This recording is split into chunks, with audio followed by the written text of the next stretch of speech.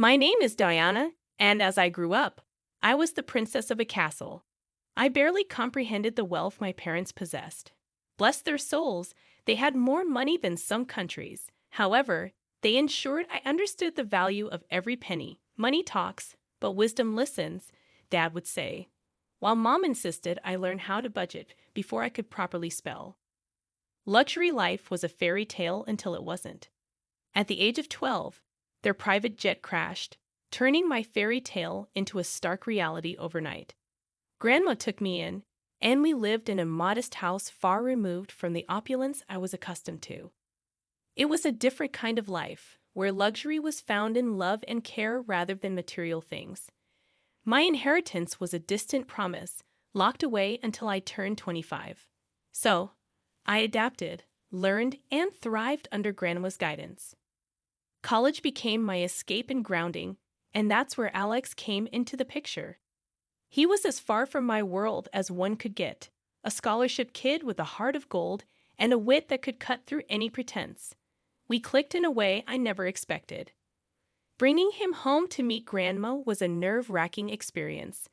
I hadn't told him about the money. Better he doesn't know, not yet.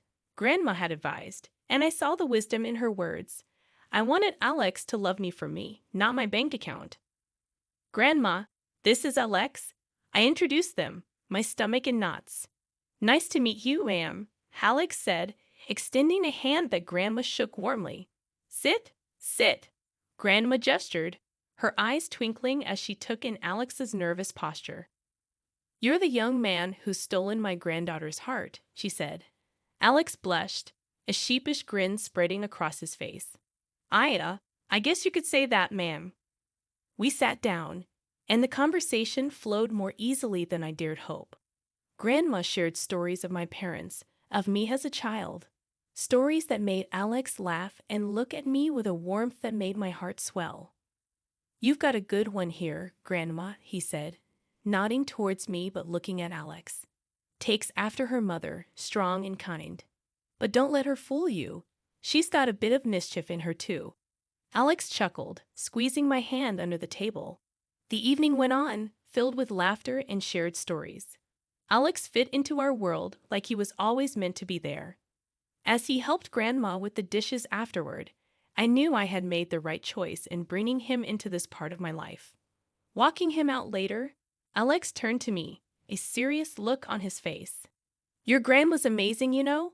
Hearing about your parents, your life, I feel like I understand you more, he said. I nodded, feeling a lump form in my throat. I'm glad, Alex. There's a lot to me more than meets the eye, I guess. He smiled, pulling me into a hug. I'm here for all of it, every layer. Doesn't matter what's in your bank account, it's you I care about.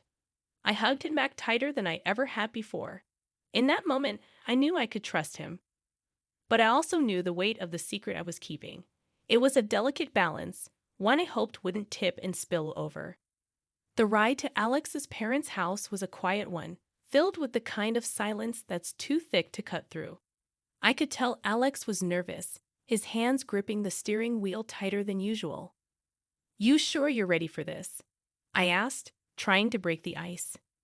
Yeah, just, my mom can be a bit much. Don't take anything she says to heart, okay?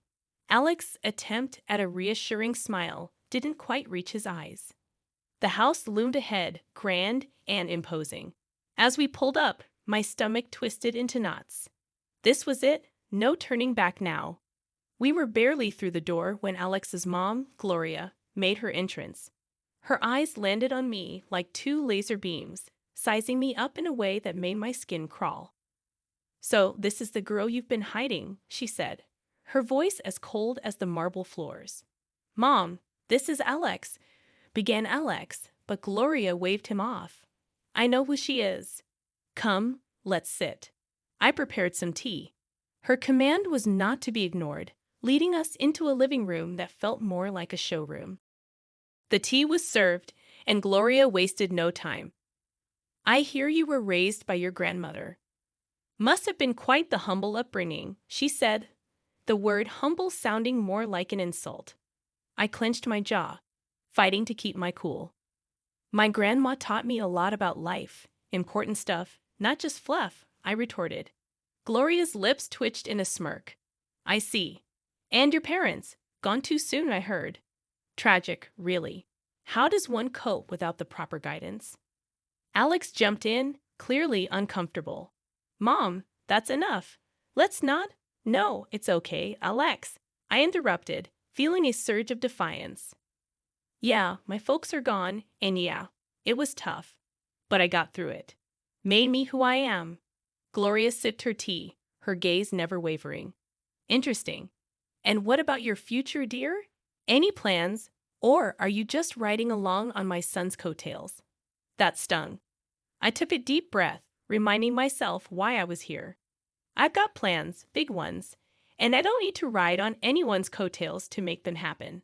The air was thick with tension. Alex, bless him, tried to change the subject.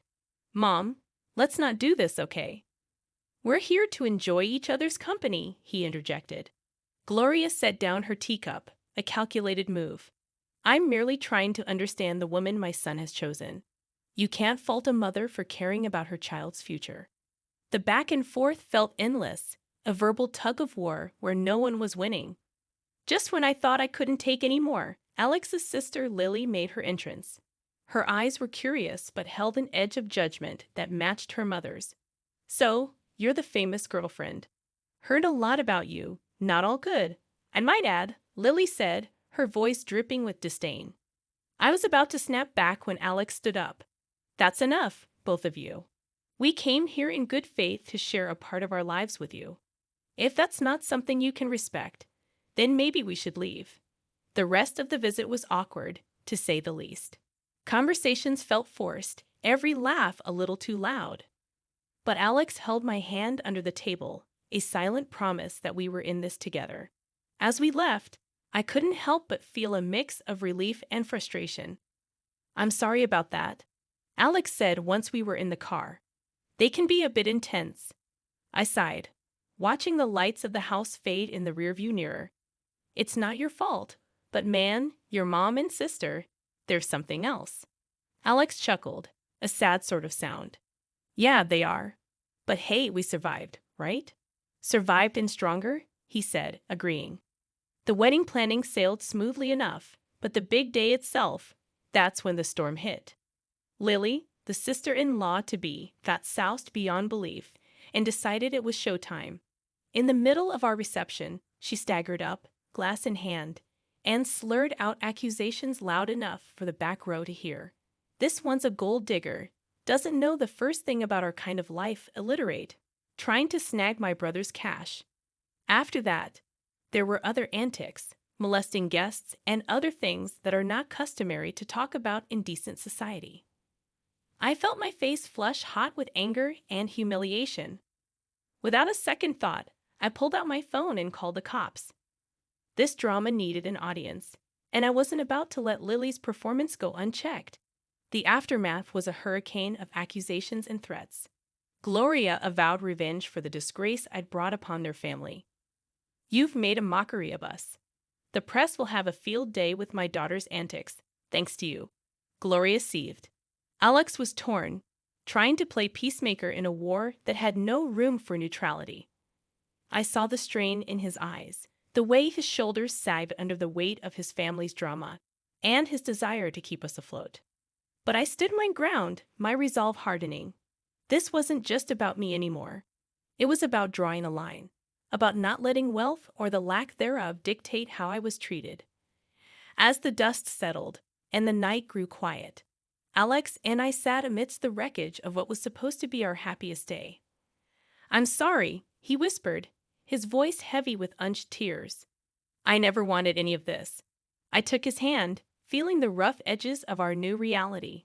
We'll get through this, but things need to change, starting with setting boundaries with your family. The vow we made that night wasn't just about staying together. It was about fighting for the respect we deserved, about not letting old money or old grudges define our future. 2 years slipped by since we said I do, and those vows felt heavier every day. Gloria practically vanished from our lives, and honestly, I didn't miss her one bit. But it wasn't just her absence that marked those years. It was Alex's changing attitude that really drove the wedge between us. He'd come home late if at all, muttering excuses about work that didn't quite add up. The warmth we once shared cooled into courtesy, and then even that faded. The tipping point came one night when he threw his jacket on the chair like it had personally offended him and said something I never thought I'd hear. You know, I could have done better. Married someone with a bit more class, more in line with my circle. His words stung like a slap. I stood there gobsmacked, wanting to scream, to tell him about the fortune that was mine.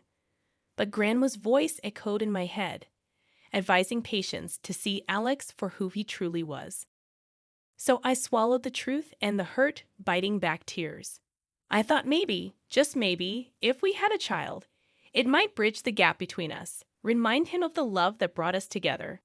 Alex, don't you think it's time we thought about having a baby? It could bring us closer. I ventured one evening, hoping to spark something of the man I fell in love with. His reaction was like a cold shower. A baby now? Don't be ridiculous. We're not ready for that, not by a long shot. That conversation shut me down. It wasn't just the refusal. It was the disdain, the way he made it clear that what I wanted, what I thought could save us, was nothing but a foolish fantasy. Days turned into weeks, and those weeks into months of silence, of living side by side, but not together. Each rude remark, every late night, added another brick to the wall between us. I confided in Grandma, pouring my heart out over cups of tea that had gone cold before I could finish them. He's not the man I married, Grandma. I don't know if he ever was, I admitted. She listened, her eyes sad but understanding. You can't make someone be who you want them to be, darling. Sometimes we see what we want to see until we can't ignore the truth any longer, she said. Her words, though heavy, carried a sliver of relief. I wasn't crazy. I wasn't asking for too much. I just wanted a partner, someone who saw me as an equal, who respected me. But as the days passed, it became clearer that wasn't who Alex was, not anymore if he ever had been. The idea of leaving crossed my mind more times than I cared to admit, but every time it did, I pushed it away, hoping against hope that something would change, that the man I loved would find his way back to me. The vibe was set for a killer party. I'd gone all out for Alex's birthday bash, hoping to bring back a spark into what had turned into a pretty mundane marriage. No expense was spared, and the guest list was a who's who of our closest pals. Notably missing from the invite list were Gloria and Lily, my mother-in-law and sister-in-law. Their drama was the last thing I needed ruining the night. Alex was in high spirits, soaking in the adoration and well wishes from everyone. For a moment, it felt like we were back in the honeymoon phase, all laughter and inside jokes. But that bubble burst the second Gloria and Lily crashed the party, uninvited but clearly expecting to be welcomed. Turns out Alex had gone behind my back and invited them, hoping to avoid any family fallout. Their presence turned the atmosphere tense. Lily, in true form, made a beeline for the booze, dressed in an outfit that screamed, "Look at me," and not in a good way. Gloria's snide remarks flew under the radar, each one a veiled jab at me or our marriage. As the night wore on, Lily's antics escalated, fueled by champagne and the need to be the center of attention. She started a rant about me not fitting into their family, how I was unworthy of their name. It was a mess, and Alex was nowhere to be found, too busy playing the good son to notice the circus unfolding. The climax of the evening was when Lily, a few sheets to the wind, decided to air out some dirty laundry, waving around some documents as she slurred out insults, each word a knife. The spectacle ended with her stumbling into the pool, documents flying everywhere. I rushed over, more out of curiosity than concern, and gathered the scattered papers. My heart sank as I pieced together what they were: divorce papers signed by Alex. It was like a punch to the gut, each signature a betrayal. I stood there numb as the reality of the situation washed over me. My husband, the man I had vowed to spend my life with, had decided our journey was over without so much as a word to me. The party around me faded into a blur as I clutched the documents. Alex's signature glaring up at me, confirming what I didn't want to believe. This wasn't just a party to remember. It was the end of everything I thought we had. In the aftermath of the pool incident, I sought clarity amidst the chaos. My heart pounded as I approached Alex, holding the soaked documents that had unwittingly unveiled a truth I was unprepared for. "Alex, what's this about?" I demanded, my voice stronger than I felt, thrusting the divorce papers toward him. Before he could respond, his mother interjected with a smugness that made my skin crawl. "Oh dear, looks like your little scheme didn't work out, did it? Alex is leaving you. Thought you could trap him with a baby for his money." I stared at Alex, searching his eyes for any sign of the man I married, but he couldn't meet my gaze. His silence was more telling than any words. With resignation, I signed the divorce papers. They were just a formality now, a closing chapter of a book I no longer wished to be part of. As the dust settled, Grandma approached, her presence a calming force. She didn't need to say anything. Her eyes conveyed volumes of empathy, understanding, and unspoken support that bolstered my resolve. It was then she decided to reveal the truth, not just to me, but to everyone present. "She doesn't need any of your money," Grandma declared, her voice steady and strong. "In a month, she turns 25 and will inherit a fortune far beyond what you could imagine. She's been raised to value people over wealth, to seek out genuine connections rather than financial gain." The room fell silent, the weight of her words hanging in the air. Gloria's face morphed from smugness to shock, then to a desperate kind of greed as she quickly began backpedaling, her apologies as transparent as they were insincere. Alex, too, seemed suddenly eager to rewrite the narrative, insisting his intentions were never to hurt me, that he was merely influenced by his mother. But it was too late. The veil had been lifted, revealing the stark reality of our relationship and the motivations behind it. I met their apologies with a quiet smile, not out of forgiveness, but out of an inner peace that came from understanding my worth independent of the wealth that awaited me. "You've shown me your true colors," I said, my voice imbued with a newfound strength. "As for surprises, well, I've prepared another one for you." At that moment, a loud honk echoed through the tension outside. A sleek luxury car rolled up to the gate, the one I had secretly bought for Alex as a surprise. The irony wasn't lost on me. I couldn't help a bitter laugh as I excused myself, stepping outside to confront the final act of this drama. There it was, the epitome of luxury on four wheels, a symbol of the love I thought we shared, now just another piece in the game of pretense and betrayal. Without a second thought, I slid into the driver's seat, the leather cool and unyielding beneath me. Much like my resolve, Grandma, ever my rock, joined me, her presence a silent testament to the strength and dignity that ran in our blood. Turning to face the house, I saw Alex and his mother at the door, their expressions a mix of confusion and awe. "Everything from now on goes through my lawyer," I called out to them, my voice clear and devoid of warmth as I drove away. "And don't worry about my stuff. I'll have a courier pick it up." Their faces, once smug and self-assured, now painted a picture of realization and loss, not just of the wealth they coveted. I turned the key, the car's engine purring to life, a sweet sound that promised freedom and new beginnings. Grandma and I shared a look, a silent agreement that this was the first step toward a future unburdened by deceit and manipulation. After the revelations and dramatic exits, the air seemed clearer, as if the truth had not only unveiled the greed and deceit, but also cleansed the path ahead. It wasn't long before the first test of my newfound resolve came knocking, or rather calling. The phone rang, its shrill tone slicing through the calm like a knife. On the other end was none other than Lily, her voice dripping with an unfamiliar sweetness. "Hey, I just wanted to, clear the air between us. We're practically the same age, right?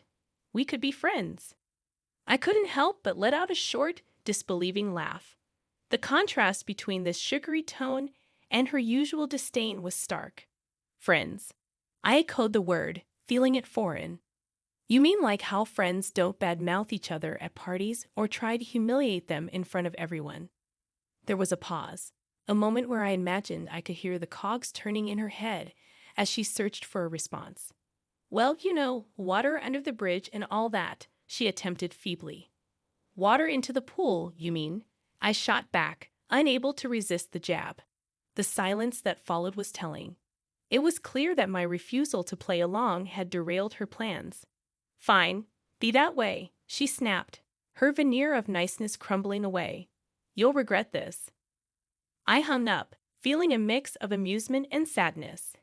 It was a stark reminder of the facades people wear and the lengths they'll go to when faced with the consequences of their actions. The temptation to retaliate was there, a nagging thought in the back of my mind. I posted a video on social media of her falling into the pool. It went viral like wildfire. Within an hour, 1,000 people had liked it. My sister-in-law was internet famous. She tried to call me, demanding I take it down, but I just blocked her. I was done with her fake sweetness and her nasty attitude. A week after that, my phone rang with a number I knew all too well. It was Gloria, her voice unnaturally sweet, offering an olive branch she hoped I'd grasp. Let's put the past behind us for Alex's sake. Can't we reconcile?